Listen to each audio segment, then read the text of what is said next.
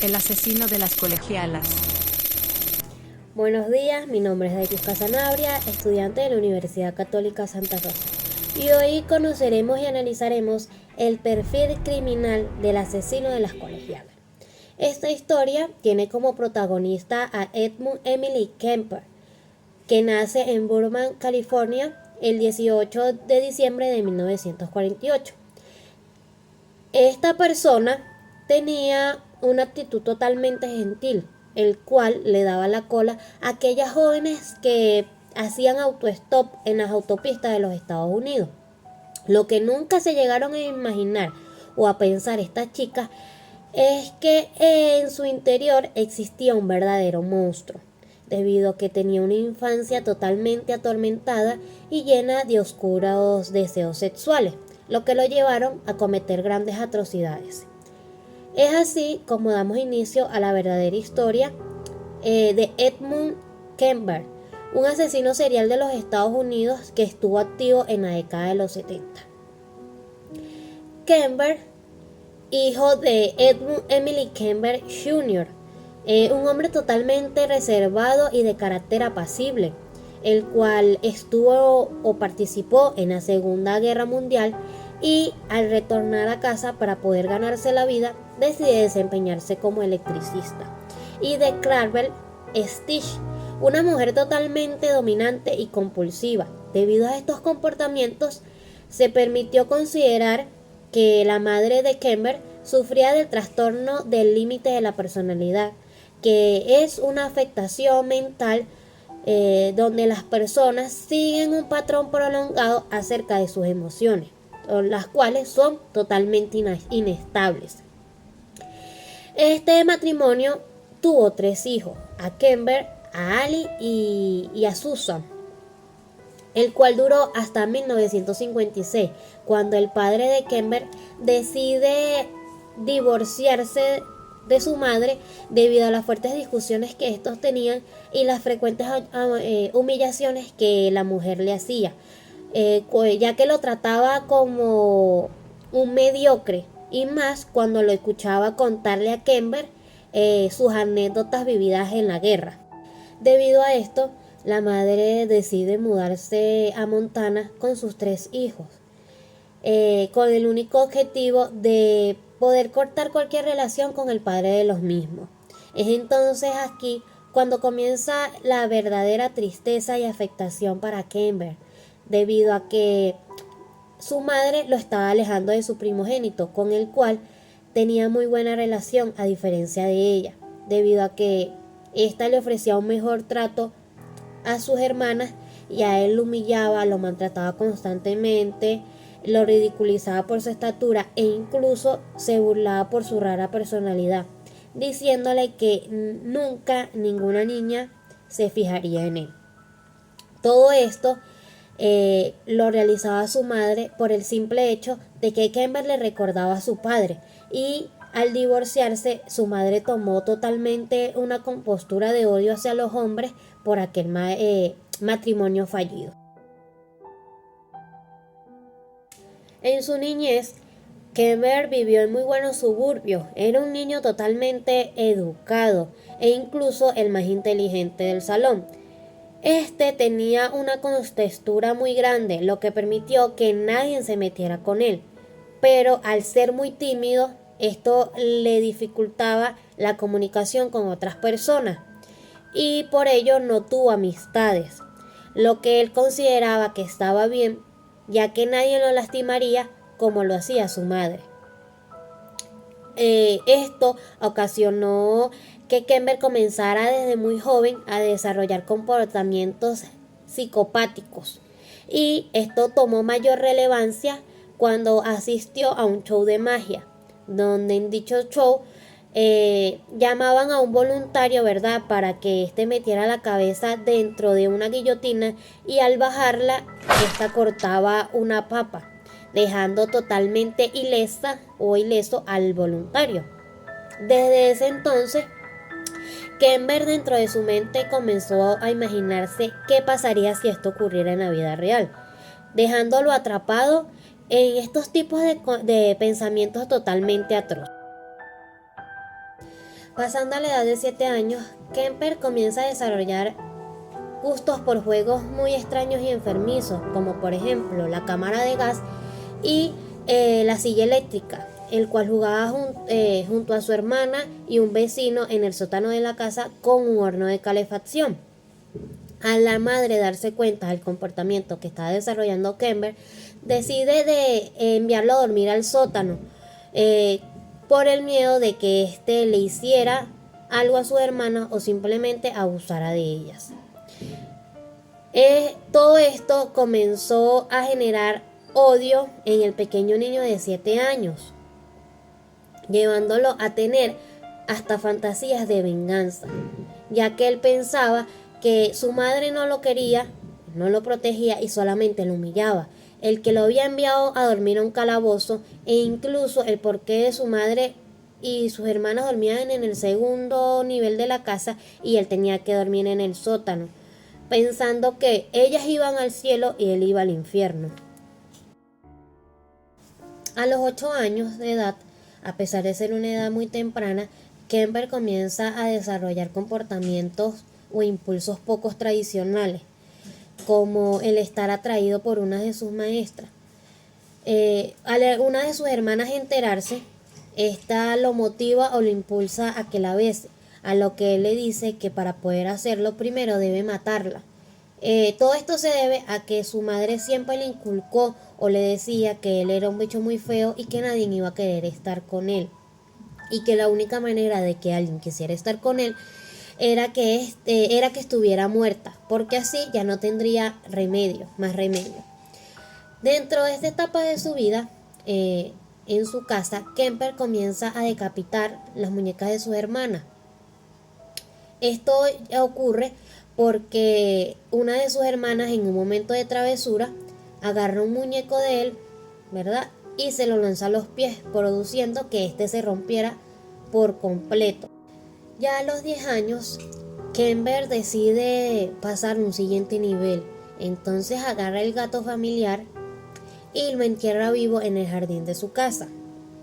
Hora después, regresa, desentierra al gato y una vez muerto lo decapita, lo que causa en su interior por segunda vez un sentimiento de satisfacción, ya que él llegó a pensar que por primera vez no era él el que estaba sufriendo.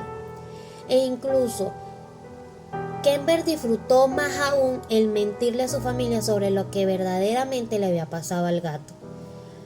Y en sus 13 años, a pesar de que estaba un poco más grande, Kemper se sentía totalmente solo, y esto lo llevaba a imaginarse muchísimas cosas. Debido a esta soledad y al ver la atención que recibían sus hermanas por parte de su madre, este decide agarrar un machete y descuartizar al gato de su hermana, y luego lo guarda en su armario. Pasado unos días, su madre, debido al desagradable olor, lo consigue. Con todo esto podemos observar la gran desesperación que sentía Kemper al llamar la atención de su madre, pero a cambio recibía puros insultos, humillaciones y maltratos de su parte. Para ese entonces, Kemper sufría mucho, entonces tomó la decisión a los 14 años de edad de huir de su casa para poder reunirse con su padre y dejar a un lado todas aquellas humillaciones y maltratos que recibía por parte de su madre. Al llegar a Los Ángeles, se consigue que su padre se había casado de nuevo, pero esto no impidió que su padre lo recibiera con los brazos abiertos. Esta felicidad no duró mucho tiempo, ya que transcurrido unos días, comenzó a tener problemas con la nueva esposa de su padre, y su progenitor tomó la decisión de devolverlo a Montana. Tiempo después llega Acción de Gracia y Kemper va de visita a la casa de su padre y vuelve a tener otra discusión o altercado con la nueva esposa de su padre. Entonces el papá, totalmente enfurecido, toma la decisión de enviarlo a vivir con sus abuelos paternos. Al llegar al rancho de grandes hectáreas, ¿verdad?, se sentía muy aburrido, por lo que tiempo después, para poder distraerse, decide practicar la caza como modo de pasatiempo. Tiempo después de haber llegado al rancho, comienzan las discusiones con su abuela, ya que la misma tenía un carácter muy similar a su madre y también pretendía humillarlo. Estas discusiones al pasar de los días fueron aumentando y no fue hasta el 27 de agosto de 1964 que a los 15 años de edad Kemper comete su primer homicidio, el cual él decide tomar el arma con el cual cazaba y dispararle a su abuela mientras ésta leía un libro. Pero esto no termina aquí. Kemper, al ver que su abuelo venía llegando del supermercado, decide quitarle la vida también. Con la desesperación que sentía por dentro, decide llamar a su madre y contarle lo que había hecho. Esta simplemente lo incentiva a que llame a la policía. Le toma la palabra, llama a la policía y le cuenta lo que había sucedido. La policía, al llegar al rancho y tomarle su declaración, le preguntan el por qué lo había hecho, a lo que simplemente Kemper le contestó que él quería ver qué se sentía matar a su abuela y que con su abuelo lo hizo por pura misericordia, ya que el señor no soportaría ver a su abuela muerta y tampoco le perdonaría y se enfadaría con él por haberla matado. Kemper, por haber cometido estos hechos, fue recluido en el reclusorio juvenil A del estado de Montana, donde fue examinado por un psiquiatra y diagnosticado esquizofrénico, paranoico y psicótico. Con este diagnóstico, 4 meses después, Kemper fue internado en el Hospital Estatal de Atascadero, donde al ingresar comienza a hacerse amigo de su psicólogo hasta convertirse en su asistente y trabajar en el laboratorio del área de psicología administrando pruebas. Esto lo realizó con el único fin de poder convencer a los doctores de su rehabilitación, sin saber estos que su única intención era salir para poder poner en práctica todo lo que había aprendido sobre los diferentes criminales.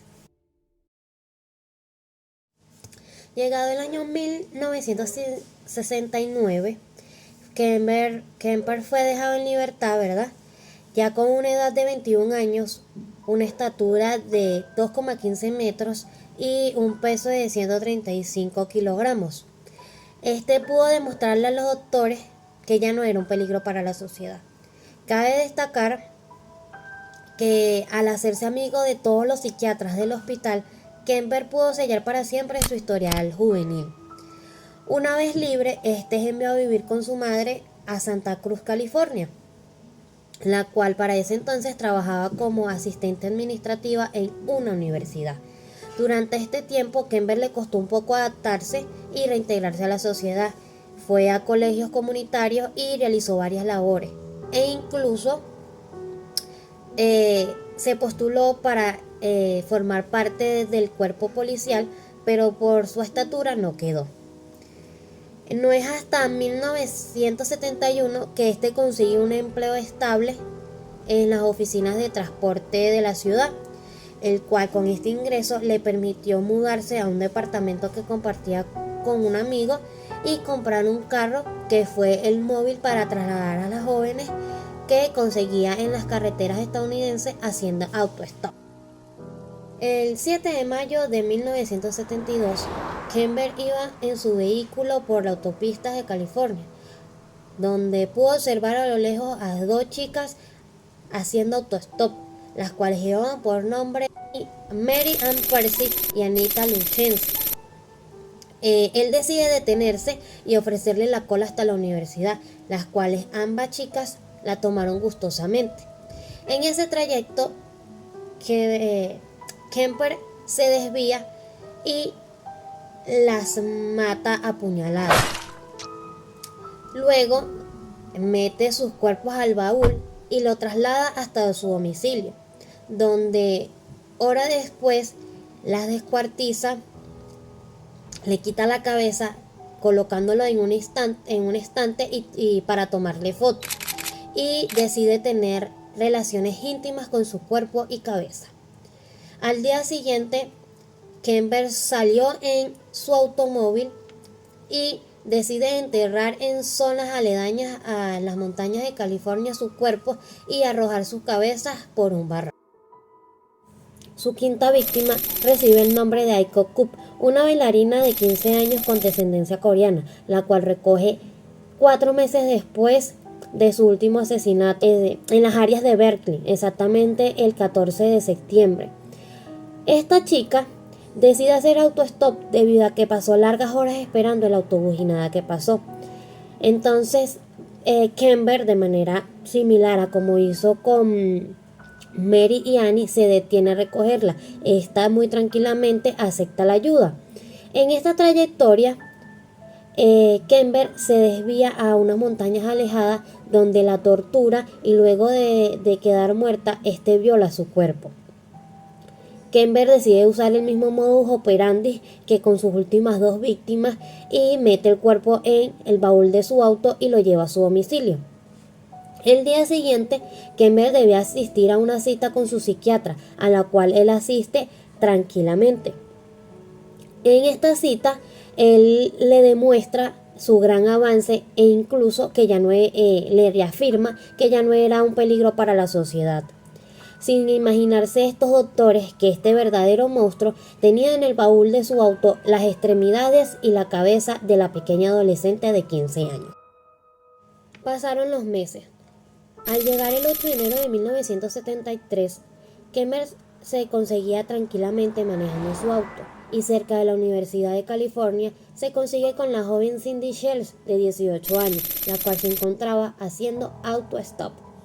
Él se detiene muy amablemente y le ofrece la ayuda, a lo que ella gustosamente la acepta.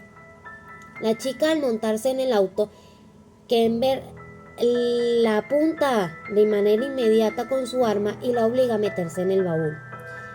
Minutos más tarde, decide detonar el arma, dándole un disparo en la cabeza y causándole la muerte de manera inmediata. Kember cierra el baúl del auto y se dirige a la casa de su madre. Al día siguiente, Kember decide esperar que su madre salga de casa, sacar el cuerpo del baúl del carro y llevarlo al baño, mantener relaciones íntimas con él mismo para luego diseccionarlo y enterrar la cabeza de la chica en el jardín de su casa.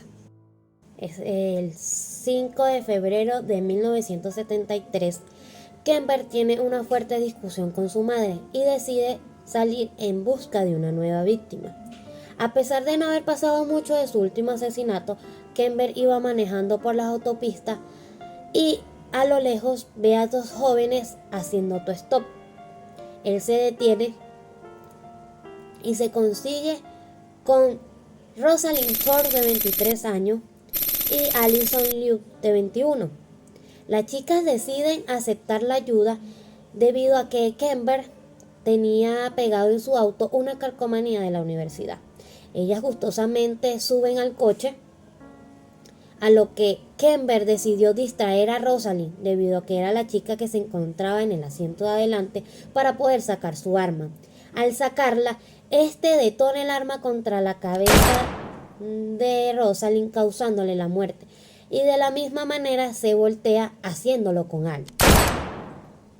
Minutos más tarde, sigue su trayectoria hasta un callejón donde pasa los cuerpos al maletero y luego se dirige a su vivienda. Al día siguiente, con el mismo modus operandi que hizo con sus anteriores víctimas, espera que su madre salga de casa para ir a buscar el cuerpo de Allison y mantener relaciones. Horas más tarde, se devuelve a su auto y saca el cuerpo de Rosalind, a la cual le quitó la cabeza, y decidió lanzar los cuerpos de las mismas en unas zonas muy alejadas de Santa Cruz. Pasado un mes, Kember vuelve a tener una discusión con su madre y decide tomar la misma acción, el de salir a buscar a una chica. En el trayecto a la autopista, se consigue con 3 jóvenes, la cual le ofrece la ayuda. Kember en esta ocasión no puede cometer el crimen, debido a que, primero, algo en su interior le decía que no lo hiciera, y segundo, su arma se fue por debajo del asiento y no la pudo tomar. Al dejar a las chicas en su destino, se pone a pensar el por qué las chicas debían morir y pagar por algo que ellas no cometieron, y que la única culpable era su madre, porque gracias a ella, él se había convertido en lo que era. Pasada una semana, el 23 de abril de 1973, Kember regresa a su casa luego de una fiesta. Decide irse a dormir, pero al escuchar que su madre llega, se traslada al cuarto de su madre y se para en el marco de la puerta. Su madre, al verlo de una manera muy incrédula, le dice que si se va a quedar ahí toda la noche viéndola o va a hablar con ella. Debido a la actitud de su madre, Kember se enfadó mucho, le da las buenas noches y se retira de nuevo a su habitación. Pasado unas horas, Kember no podía dormir porque estaba envuelto en un odio terrible. Se dirige a la cocina, consigue un martillo, va al cuarto de su madre y la golpea violentamente hasta matarla. Kember la decapita, viola su cabeza e incluso la usa como diana. Posteriormente, minutos después, la descuartiza, come parte de sus órganos y agarra las cuerdas vocales de su madre y la lanza por el triturador de la cocina. Kember decide dormir con el cuerpo de su madre por 4 días en estado de putrefacción. Al pasar los días, Kember invita a la mejor amiga de su madre, a la cual esta acepta gustosamente la visita porque estaba ajena a lo que había ocurrido. La chica, al llegar, le comenta a Kember que estaba cansada, estaba muerta del cansancio, a lo que su mente macabra reacciona estrangulándola hasta matarla.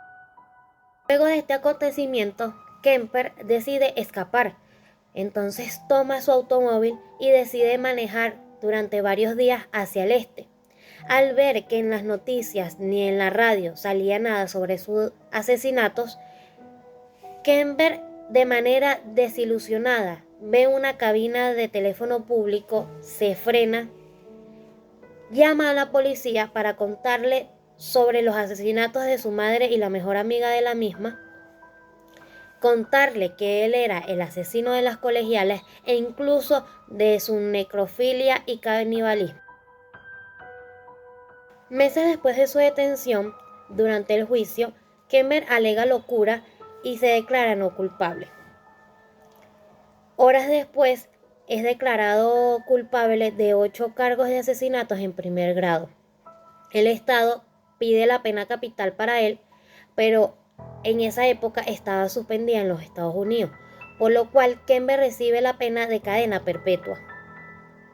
En la actualidad, Kember está recluido en la prisión estatal de Parkland.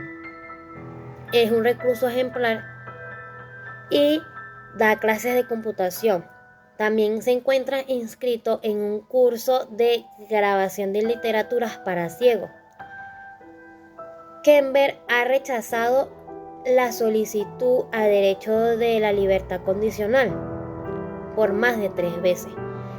También ha dado varias entrevistas a investigadores, criminólogos e incluso al FBI, con los cuales los ha ayudado en un proyecto acerca de la ciencia de la conducta, que se basa en crear perfiles criminales de los asesinos en serie. Finalmente, el abuso tan constante por parte de su madre fue el detonante para el crecimiento de la agresividad y la incompetencia social en Kember, por lo cual el abandono, la frialdad y el rechazo por parte de su madre desde muy pequeño fueron los factores que influyeron constantemente para que Kember matara a estas 6 jóvenes. Habiendo conocido esta calofriante historia, debemos considerar que si Kember hubiera cometido estos delitos dentro de nuestra legislación, nuestro ordenamiento jurídico lo hubiera acusado de los delitos de homicidio calificado que se encuentra en nuestro Código Penal, exactamente en el artículo 406, el cual indica que aquella persona que cometa homicidio por medio de veneno o de incendio, incluso con alevosía, por motivos fútiles o innobles, tendrá una pena de 15 a 20 años de prisión. Como también en uno de sus numerales indica que aquella persona que haya cometido homicidio contra su ascendiente, descendiente e incluso su cónyuge tendrá una pena de 28 a 30 años de prisión. A pesar de que la necrofilia no se encuentra regulada en nuestro ordenamiento jurídico, podemos observar que al Kemper practicar la necrofilia está incurriendo en los delitos contra la libertad de culto que se encuentra establecido en el Código Penal, exactamente en el artículo 171, el cual nos habla de aquellas personas que profanan los cadáveres, es decir, aquellas personas que no le toman el debido respeto a la memoria de ese ser humano, a pesar de que esté muerto. Por eso que cuando hablamos de necrofilia, Kemper al practicar la verdad está haciendo un acto irrespetuoso contra ese cadáver y está ultrajando su memoria. Luego de haber analizado los delitos sobre los cuales se encuentra inmerso Kemper dentro de nuestra legislación venezolana, podemos considerar que la pena aplicada sería la pena máxima, la cual consta de 30 años. En la actualidad, los centros de reclusiones no están en condiciones óptimas, ya que estos no tienen ni los mecanismos ni herramientas suficientes para ayudar a mejorarle la conducta a este tipo de personas, para que luego sean reintegrados a la sociedad de manera eficiente sin causar ningún tipo de problema.